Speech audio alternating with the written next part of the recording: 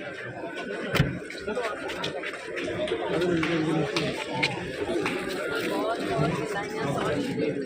बात नहीं, एक मिनट दूसरा कर लीजिए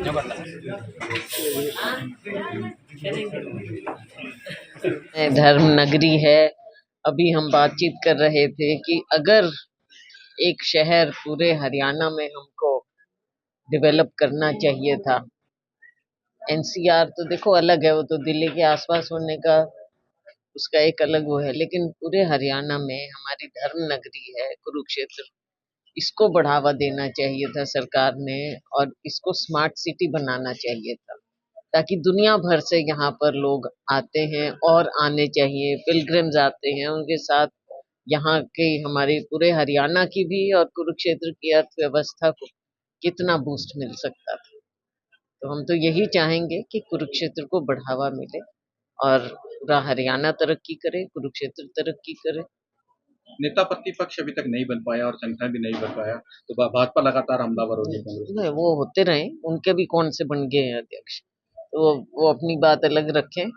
हरियाणा कांग्रेस की जहाँ तक बात है, तो आप देख रहे हैं कि हमारे संगठन के लिए हमारा सारा सिस्टम प्रक्रिया शुरू हो चुकी है और जल्द ही हमारा डिस्ट्रिक्ट में जो संगठन बनना चाहिए था, अध्यक्ष बनने थे, उसके लिए अब कार्य शुरू हो चुका है और वो हो जाएगा। संगठन में देखो, बात ये है कि नीचे जमीन पर राहुल जी की जो इच्छा है कि नीचे जमीन पर काम करने वाले लोगों को हमें आगे लाना चाहिए ताकि पार्टी का फायदा हो सके और वो काम करने की उनमें ऊर्जा हो और निष्ठा हो। तो मकसद यही है और हमें पूरा विश्वास है कि संगठन में सबके लिए जगह हो, काम करने वाले पार्टी के प्रति जो समर्पित हों वो लोग आगे आए। आज गुरुग्राम डूब गया है, वर्क फ्रॉम होम किया गया बकायदा गुरुग्राम, जरा सी बारिश में दावे किए गए। गुरुग्राम तो क्या, सारा हरियाणा में थोड़ी सी बारिश आती है तो सारी व्यवस्था चरमरा जाती है। चुनाव इससे पहले जब बारिश आती है, मानसून से पहले बहुत बड़े बड़े दावे होते हैं कि हमने सफाई कर दी है, ड्रेन्स का कर दिया है, ये कर दिया, वो कर दिया, लेकिन जैसे ही 2 बूंद बारिश पड़ी, शहरों के बुरे हाल। और ये हर साल की बात है। तो कभी कभी बारिश कम आती है तो बात और है, लेकिन 4 बूंद पड़ते ही ये हाल है। गुरुग्राम देखो, फरीदाबाद देखो, और भी शहर देखो, एकदम वहाँ के लोगों का रहना मुश्किल हो जाता है, दुश्वार हो जाता है, और कितने लोगों की जान भी जाती है, वो भी आप देखते हैं। 21 जुलाई से सत्र शुरू हो रहा है लोकसभा का, अपनी खास बड़ा मुद्दा क्या रखेंगे पटल पे? बहुत से मुद्दे हैं आज के दिन। आप देखते हैं कि बिहार में किस तरह से, कैसे अब ये इंटेंसिव वो जो करने जा रहे हैं, लोगों का सर्वे कर रहे हैं, क्या मकसद है इसके पीछे, चुनाव के एकदम पहले क्या मंशा से करना चाह रहे हैं।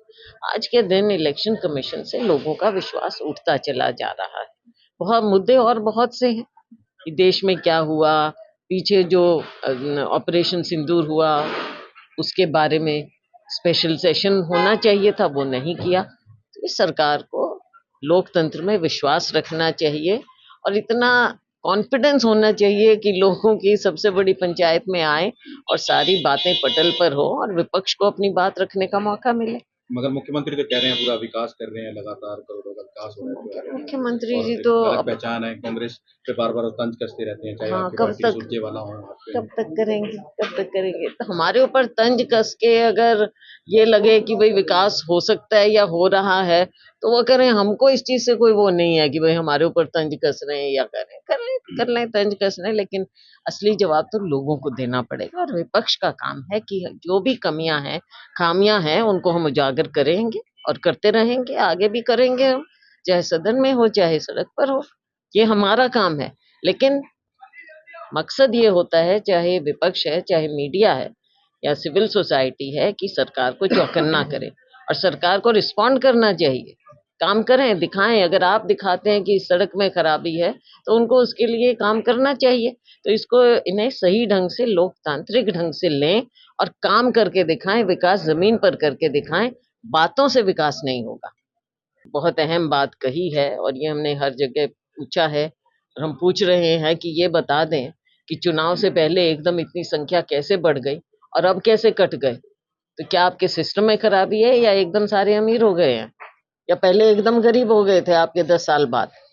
इस बात का जवाब तो जनता मांगेगी। तो इनका और इतनी धांधली है इसमें, इतनी धांधली है, जो डिजर्विंग लोग हैं उनके काटे जा रहे हैं। मैडम, जो नया संगठन कांग्रेस का आएगा, इसके बाद गुटबाजी खत्म हो जाएगी या नहीं?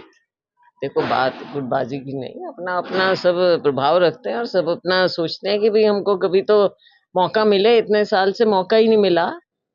अब जनता में कुछ लोगों को ही मौका मिलता रहा, बाकी आम वर्कर को कहाँ मौका मिला। अब जनता में थोड़ा की चर्चा है कि इस दफा वोट और ये सब, ये चीजें ऐसी चीजें हैं जो ले बैठती हैं संगठन को। और मुझे लगता है इस चीज से सीखना भी चाहिए कि जब तक सारे सबको साथ लेकर नहीं चला जाएगा, सब मिलकर साथ नहीं चलेंगे, तब तक फिर जनता की जो उम्मीद होती है उस पर कमजोर पड़ते हैं हम, और फिर जनता मुंह फेरती है। ये बातें हैं जिनको पहचानना चाहिए, अपनाना चाहिए और उसमें सुधार करना चाहिए। आप मानते हैं कि संगठन तो बन जाना चाहिए था, काफी लंबा समय हो गया, 11 साल हो गए राहुल जी को चंडीगढ़ में। ऐसा है मेरे भाई, ये मैं एक बार नहीं, मैं शुरू से कह रही हूँ कि संगठन होना चाहिए हमारी पार्टी में। और मैंने एक बार नहीं, बार बार कहा है कि इस बात का मुझे खुद को मलाल है कि जब मैं अध्यक्ष थी तब भी संगठन नहीं बन पाया, तो उसका मलाल मेरे मन में है।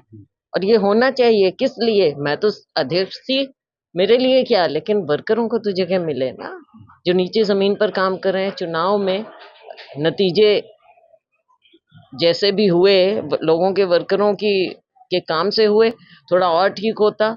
जो जनता की उम्मीद थी कांग्रेस पार्टी से सरकार बनाने की, उसको हम पूरा कर पाते।